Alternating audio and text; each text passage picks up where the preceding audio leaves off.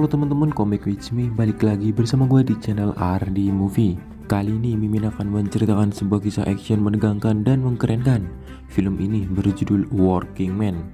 Film ini bercerita tentang seorang mantan pasukan khusus yang tak terima anak dari salah satu keluarganya diculik oleh perkumpulan bandar mafia Rusia.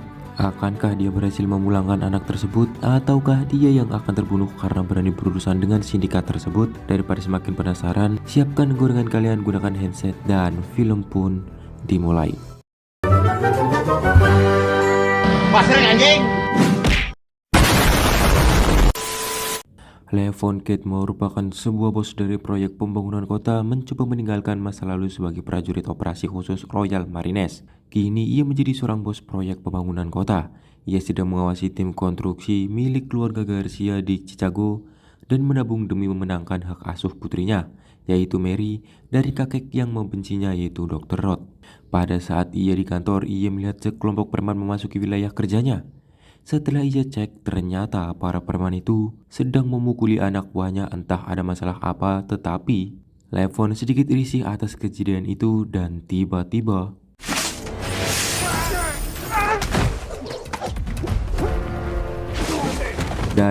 preman-preman yang memeras pekerja dipulangkan Levon hanya dengan ember bersih, paku, dan sedikit ancaman senjata darinya.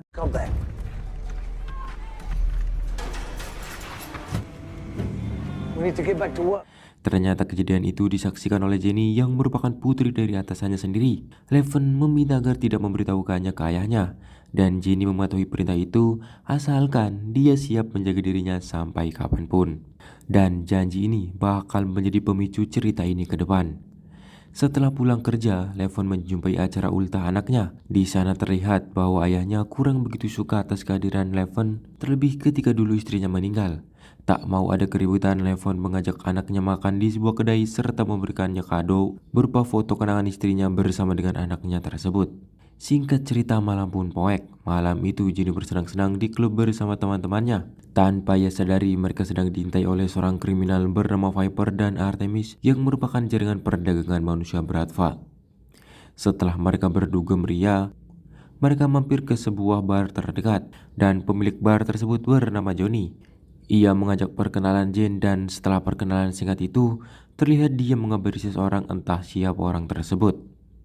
Setelah lamanya meminum, salah satu teman Jane merasa mual dan Jane mengajaknya pergi ke WC. Mengantarnya, Jane keluar dan tanpa ia kira, ia langsung diculik oleh Viper dan para teman-temannya. Pagi hari, Levon melihat polisi yang keluar dari kantornya. Melihat anomali itu, Levon langsung masuk dan menanyakan kepada Joe dan Carla. Dia memberitahu bahwa putrinya telah menghilang dari semalam. Polisi berusaha mencari tapi tidak ketemu. Mereka berharap penuh terhadap Levon yang notabene mantan seorang militer. Dengan begitu, banyak imbalan yang mereka berikan, tetapi Levon tetap menolak permintaan mereka itu. Man, I'm sorry.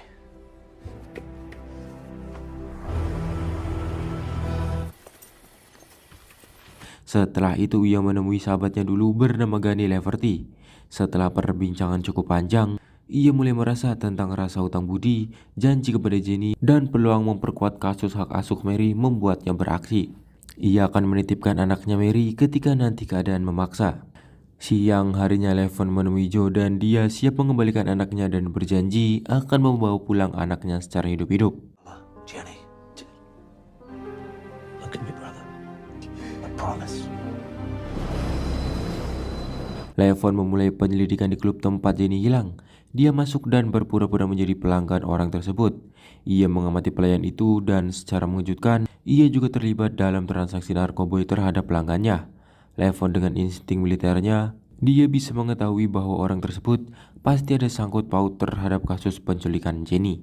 Dia mengikuti mobil Johnny hingga di apartemennya. Saat Johnny sedang nyimeng, datanglah Levon yang langsung menodongkan senjata kepadanya. Dia mencari tahu informasi tentang penculikan Jenny, tetapi Johnny terlalu bertele-tele dan tidak menganggap serius obrolan Levon, dan Levon memberi Johnny siksaan di mana ia mengikat kedua tangan dan kaki Johnny dan ia terus menyiram kepala Johnny menggunakan air keran di WC tersebut. Jadi gini teman-teman, kecanduan nyimeng seperti Johnny, ia akan merasa tersiksa ketika ia ditutup dan disiram secara terus-menerus. Itu akan membuat adrenalinnya memuncak dan memicu jantung berdebar kencang. Sistem sarafnya bahkan memberitahunya kalau dia sedang tenggelam, yang padahal itu hanya sebuah air mengalir saja. Dia sedikit memberitahu tentang orang dalam penculikan ini, bahwa orang ini merupakan orang yang menghancurkan sampai garis keturunan. Sebelum Leven lanjut menyiksa, datanglah tamu Johnny yang mencarinya. Dan setelah pintu terbuka, ya, terungkap di sini bahwa musuhnya kali ini adalah kumpulan gangster besar Rusia yang siapapun takut jika berhadapan dengan mereka. Tetapi tidak dengan paman saya ini, dia tidak peduli dengan siapa yang berhadapan. Singkat cerita, ia menunggu di luar dengan kamera yang ada di mobilnya. Datanglah beberapa orang masuk ke dalam apartemen itu.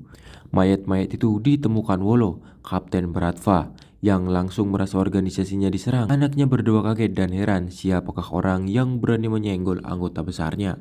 Dan seperti biasanya setelah mereka pergi, Leven mengikuti mereka hingga sampai sebuah villa di tengah hutan.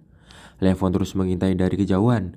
Terlihat pasangan itu sedang berseteru di mana sang istri mencoba bercumbu dengan Wolo. Tetapi Wolo sedang stres karena anggotanya meningsoi dan uangnya telah diambil semua oleh seseorang yang tak ia kenal. Singkat cerita, villa itu pun kosong dan cuma ada Wolo saja. Eksekusi pun dimulai. Hungry. Dengan kursi yang diikat dan digantung ke kolam, Leven terus mengorek informasi dari Wolo. Bahkan dia melempar uang-uangnya dan mengolok-olok bahwa dia bukan pencuri. Dia cuma butuh informasi tentang penculikan Jenny saja. Wolo sedikit menyebut nama Dimi yang mengelola bisnis perdagangan dan akhirnya marah-marah gak jelas menggunakan bahasa Rusia. Alhasil Leven langsung membunuhnya saat itu juga. No one. Who are you?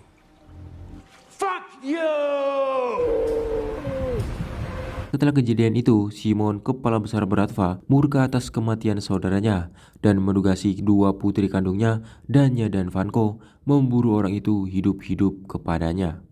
Sementara itu, Leven berpura-pura menjadi bandar narkoba datang ke sebuah kedai.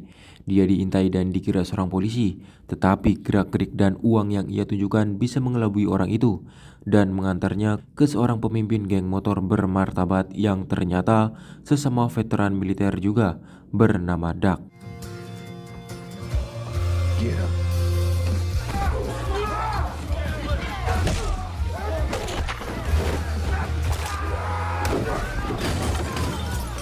Enough.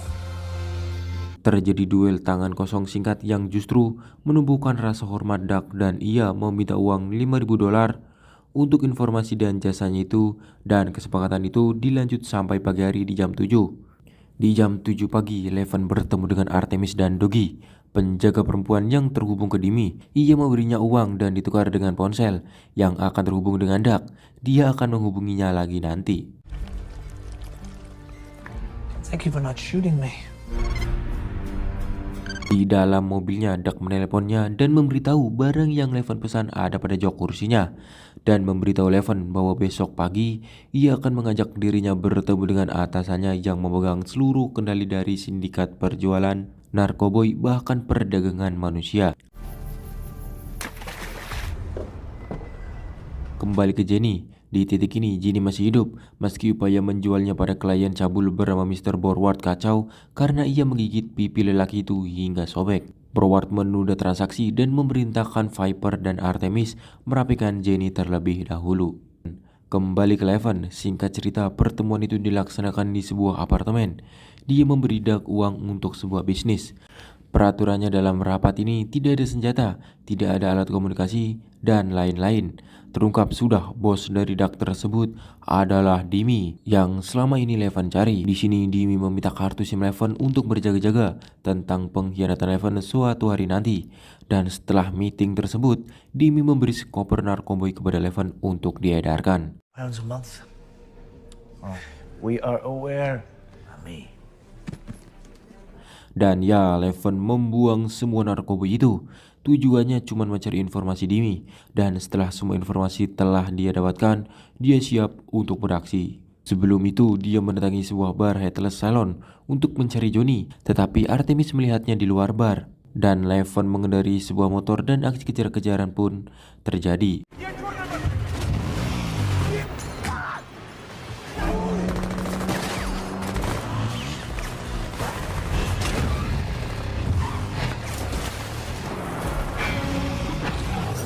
Setelah aksi kejar-kejaran, Levon sengaja menabrakkan mobilnya ke polisi yang sedang berjaga di area tersebut.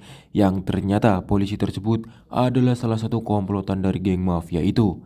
Dan alhasil, Levon berhasil ditangkap ke dalam van. Dalam mobil van berjalan, duel brutal terjadi dan inilah keganasan Levon.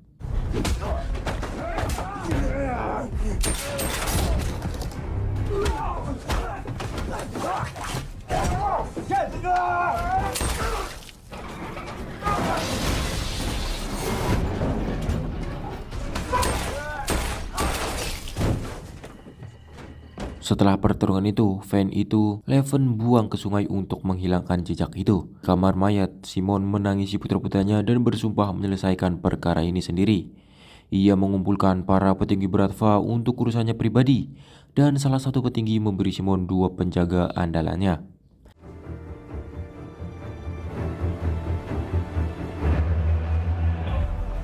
Setelah itu mereka mendatangi kediaman Dimi yang berada di tempat dugem. Simon memarahi Dimi karena ulahnya keluarganya dibunuh satu persatu oleh seorang yang tak main-main dan dia memperingatkan gilirannya akan terjadi. Dimi kaget karena orang tersebut adalah orang yang kemarin berbisnis dengannya. Dengan panik dia memberi gambar SIM kepada Simon.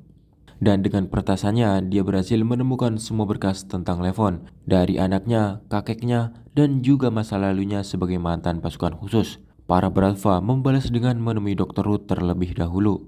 Karena Mary tak ada yang menjemput, akhirnya Levon datang untuk menjemput anaknya.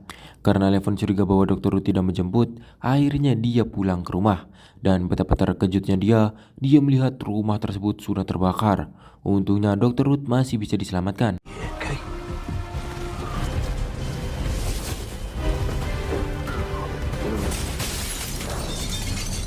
Russian mafia. Setelah ancaman itu, Levon menitipkan putrinya ke sahabatnya dulu selagi dia membereskan semua perkara itu. Dan disitulah sahabatnya itu memberi Levon semua persenjataan dan perlengkapan yang akan Levon butuhkan. War on Terror. Beautiful antithesis of the Four Horsemen of the Apocalypse. I do. There you go. Not like us. Coming back for that. Singkat cerita, malam pun poek. Jenny terbangun dari pingsannya dan memberontak di dalam mobil Artemis, menyebabkan kecelakaan terjadi pada mereka dan akhirnya Jenny berhasil melarikan diri dari penculik itu.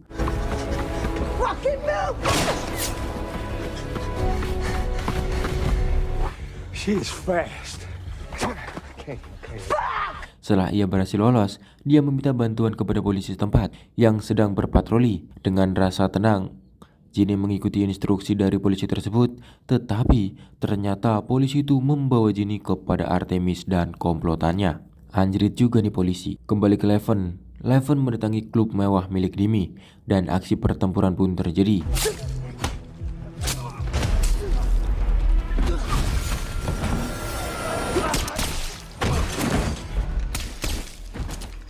Di tengah hiruk pikuk, ia menebak tangan Dimi dan ia menanyakan lokasi Jenny dan memaksanya menjadi penunjuk jalan ke arah mana dia berjalan.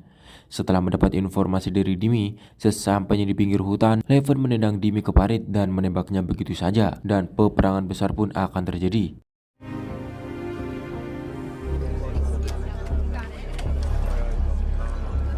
Pertama-tama, Levon menghabisi para penjaga satu persatu. Dan di sini Doug ikut memburu Levon karena mitranya yaitu Dimi telah dibunuh oleh Levon.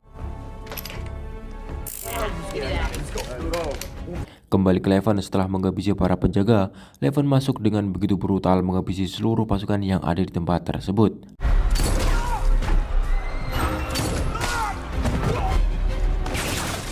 Datanglah anggota geng motor Doug menyerbu tempat tersebut. Peperangan tersebut tak terbayangkan lagi. Begitu epik pertarungan di sini.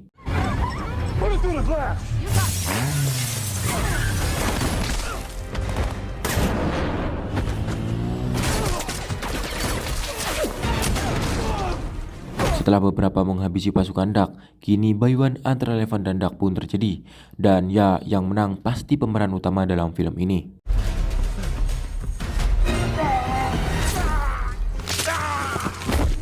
Eleven menusuk Dark hingga tewas, kemudian menutup matanya dengan hormat. Setelah berkeliling, akhirnya Eleven berhasil menemukan Jenny dan membunuh para penjahat di sana.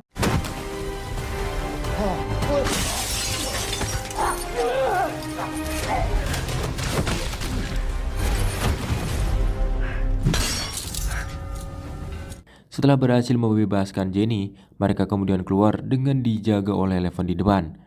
Perang tidak berhenti di situ saja. Anak buah Simon datang berdua, tetapi mereka didatangi polisi korup tadi, dan mereka langsung menebaki para polisi itu. Mampus anjing, banget sih ya anjing.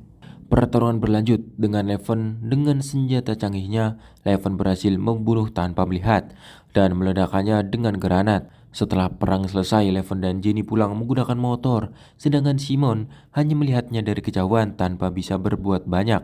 Setelah keluarganya dibantai semua, dia menelpon petinggi mafia dan menginginkan pasukan lagi. Tetapi petinggi itu menolak dan itu merupakan masalah pribadinya, bukan masalah bisnisnya. Kalau Simon berani berurusan dengan Eleven lagi, maka petinggi itu akan membunuhnya saat itu juga. To the man. I understood. Eleven mengantar Jenny pulang. Joe dan Carla menyambut dengan pelukan. Dan Eleven akhirnya bisa pulang menemui Mary dan berhasil menyelesaikan misinya dengan aman. Dan film pun berakhir. Nah ini dia guys, film A Working Man. Semenakutkan itu Eleven di mata para mafia, sampai para petinggi tetap menjaga rahasianya dan tak ingin Eleven terlibat masalah dengan jaringan bandar tersebut. Asli aksi yang sangat menakjubkan sekali lur. Cukup sekian pembahasan kita kali ini. See you next time, sampai jumpa di video gua berikutnya cuy. Cukup sekian pembahasan kita kali ini. See you next time, sampai jumpa di video gua berikutnya cuy. Bye bye.